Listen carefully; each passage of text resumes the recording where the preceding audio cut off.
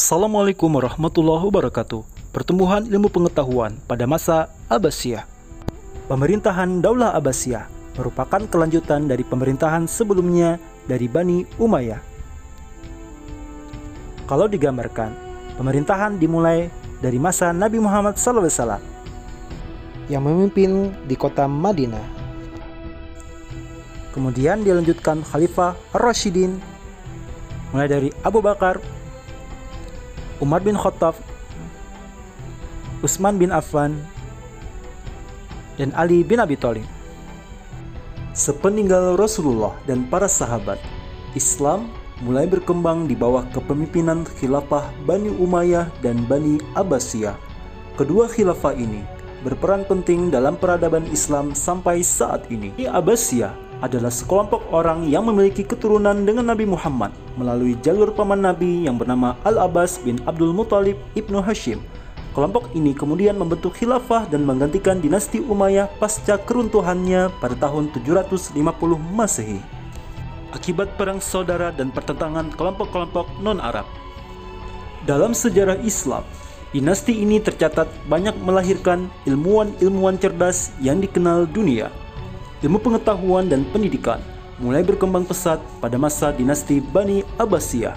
Tak heran jika dinasti ini dikenang sebagai dinasti yang membawa peran penting dalam peradaban agama Islam.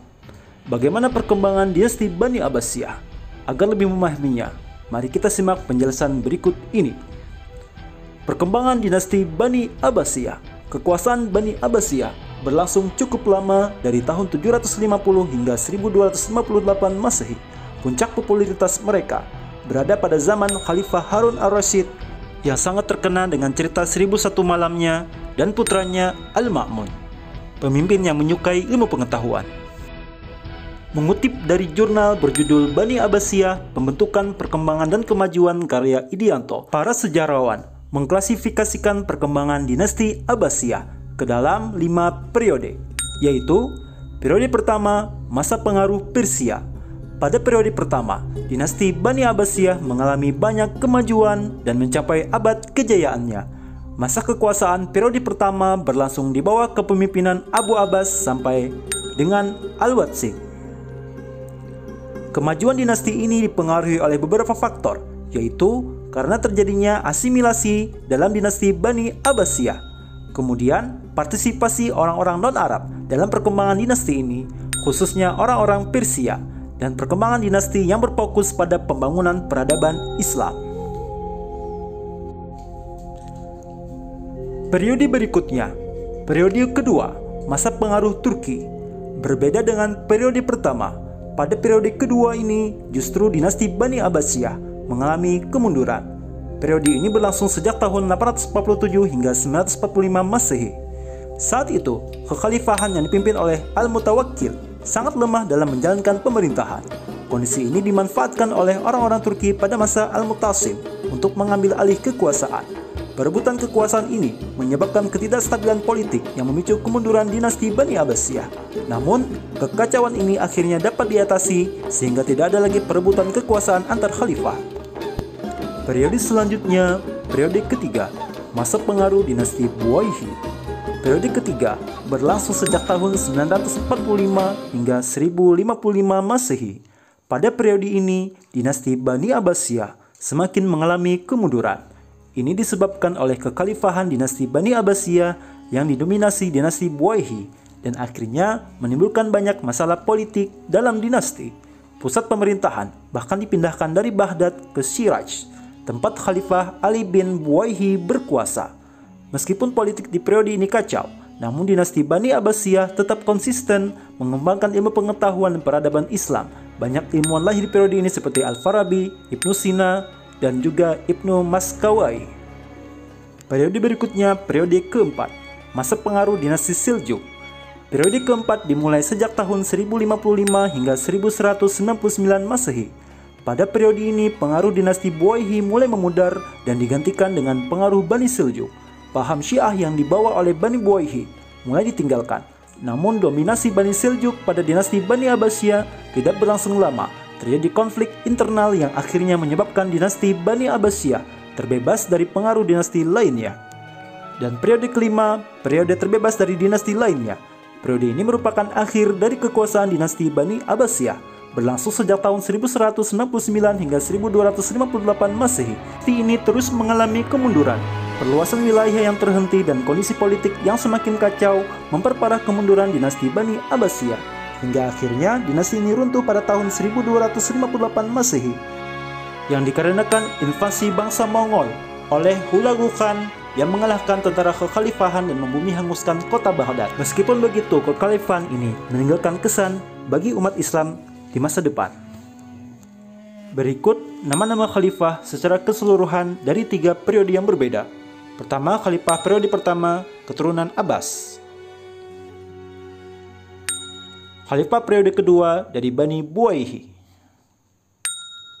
Dan periode ketiga dari Bani Seljuk. Kontribusi Khalifah Abbasiyah. Khalifah yang kedua, Abu Ja'far Abdullah bin Muhammad Al-Mansur atau dikenal dengan Khalifah Al-Mansur, menggantikan saudaranya Abdul Abbas As-Saffah. Kontribusi beliau adalah memindahkan ibu kota negara ke kota yang baru dibangunnya, yakni Baghdad, dengan desain kota berbentuk bundar sebagai kota pertama megapolitan, menjaga stabilitas negara yang baru berdiri. Yang kedua, di ibu kota baru tersebut, beliau melakukan konsolidasi dan penertiban pemerintahannya, di antaranya dengan membuat semacam lembaga eksekutif dan yudikatif. Dalam bidang pemerintahan, Al-Mansur menciptakan tradisi baru dengan mengangkat wazir sebagai koordinator dari kementerian yang sah. Wazir pertama yang diangkat adalah Khalid bin Marmak, berasal dari Balkh. Berikutnya, membentuk lembaga protokol negara, sekretaris negara, dan kepolisian negara, di samping membenahi angkatan bersenjata. Khalifah berikutnya, Muhammad bin Mansur Al-Mahdi, khalifah ketiga Bani Abbasiyah. Ia menggantikan ayahnya Al-Mansur. Al-Mahdi yang namanya berarti pemimpin yang baik atau penebus, diangkat sebagai khalifah saat ayahnya di akhir hidupnya. Masa pemerintahannya yang damai melanjutkan kebijakan para pendahulunya. Pada masa kekhalifahan beliau, perekonomian mulai meningkat dengan peningkatan di sektor pertanian melalui irigasi dan peningkatan hasil tambang seperti perak, emas, tembaga, dan besi. Khalifah selanjutnya adalah Khalifah Harun Ar-Rasyid. Beliau khalifah yang adil dan memiliki jiwa sosial yang sangat tinggi. Untuk meningkatkan kesejahteraan dan layanan kesehatan, ia mendirikan rumah sakit, lembaga pendidikan, dokter, dan farmasi. Pada masa pemerintahannya, sudah terdapat paling tidak sekitar 800 orang dokter. Harun Ar-Rasyid juga membangun tempat-tempat untuk pemandian umum untuk rakyatnya. Pada waktu itu, kesejahteraan sosial, kesejahteraan kesehatan menjadi perhatian serius pemerintah. Untuk mendukung terwujudnya kemajuan tersebut, pemerintah mendorong tumbuhnya ilmu pengetahuan dan melalui sektor pendidikan dengan mendirikan Baitul Hikmah. Khalifah berikutnya, Abdullah Al-Ma'mun bin Harun Ar-Rasyid, mulai memerintah Bani Abbasiyah.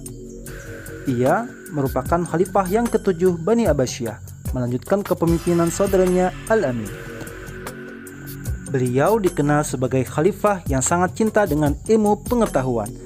Pada masa pemerintahannya, dilakukan penerjemahan buku-buku asing agar dipelajari. Khalifah Al-Ma'mun juga memperluas Baitul Hikmah atau Darul Hikmah yang didirikan oleh ayahnya Harun Ar-Rasyid sebagai akademi ilmu pengetahuan pertama di dunia. Baitul Hikmah diperluas menjadi lembaga perguruan tinggi, perpustakaan, dan tempat penelitian. Lembaga ini memiliki ribuan buku ilmu pengetahuan. Lembaga lain yang didirikan oleh Al-Ma'mun adalah Majelis Al-Munazzarah sebagai lembaga pengkajian keagamaan yang diselenggarakan di rumah-rumah, masjid-masjid, dan istana khalifah. Lembaga ini menjadi tanda kekuatan penuh kebangkitan timur, di mana Baghdad mulai menjadi pusat kebudayaan ilmu pengetahuan dan puncak keemasan Islam.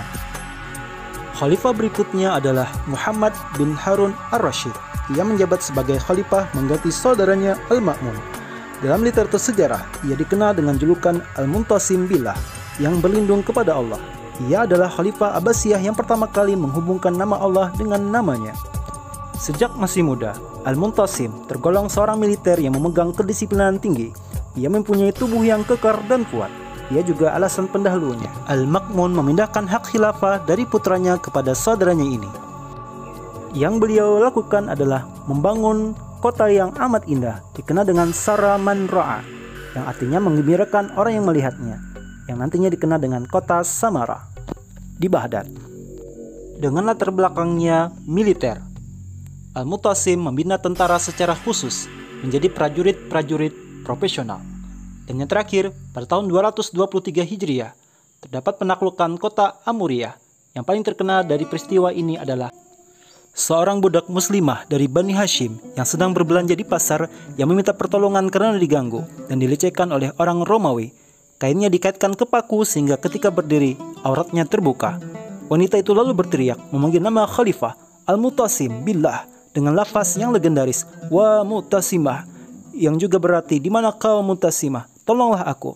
Setelah mendapat laporan mengenai pelecehan ini, maka sang khalifah pun menurunkan puluhan ribu pasukan untuk menyerbu kota Amuriyah, hari ini adalah Turki. Seorang meriwayatkan bahwa panjangnya barisan tentara ini tidak putus dari gerbang istana khalifah dari kota Baghdad hingga menuju kota Turki atau Amuriyah.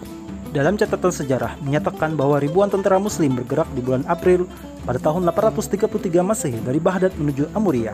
Kota Amuriyah dikepung oleh tentara muslim selama kurang lebih 5 bulan hingga akhirnya takluk di tangan Khalifah Al-Mutasim pada tanggal 13 Agustus 833 Masehi. Nah, itu tadi sejarah Khalifah Abbasiyah. Berikut hikmah dari pelajaran ini.